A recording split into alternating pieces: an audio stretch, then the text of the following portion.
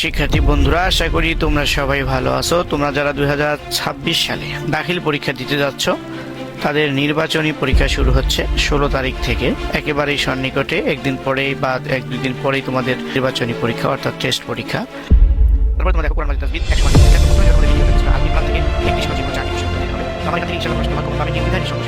তারপরে তোমরা যারা ইমতিহান গাইড করো তাদের জন্য এই সাজেশনটা শুরু করতে হবে। সবাই আশা করি আল ফাতা লেকচার থেকে তার দেখে নাও তোমরা এই আগে পারার দিন ওখানে একটা পারে মানে বলে দিই ওইটা দিকে রাখুন না আপনি বলুন না না আল্লাহ না সুরা বলা কি নাই এইভাবে তোমাদের তোমার কাজ করতে হবে। না বলো কামা আমার সুরা আল্লাহ না সুরা বলা কি নাই ওইটা রাখুন না আমার সুরা না ওইটা ফলা শায় ওইটা ফলা ইলা শায়াতিহিম বলুন না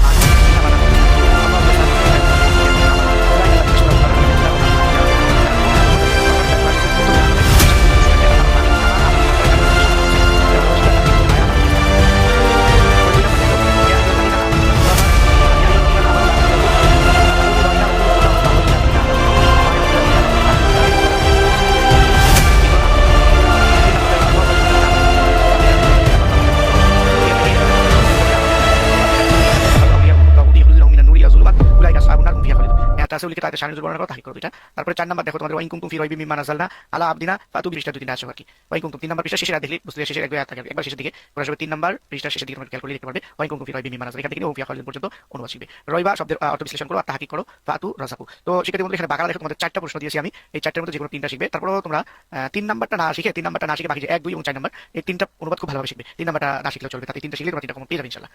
ইমরান থেকে দেখো 2টা দিয়েছি, 2টা থেকে যে কোনো একটা তোমাদের ভালো লাগে সেটা তোমরা শিখবে ইনশাআল্লাহ, কমন পাবে আমার বিশ্বাস।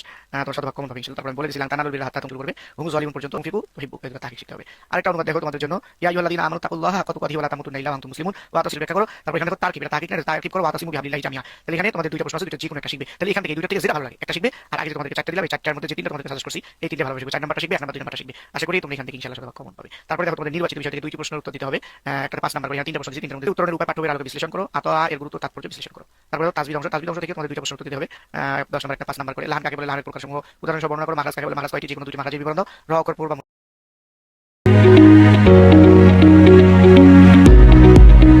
ইবনু সাবিল অর্থ কি? এর হলো ইবনু সাবিল অর্থ হলো পথিক। ইবনু সাবিল অর্থ পথিক। তারপরে কসাসুন কোন বাবের মাসদার?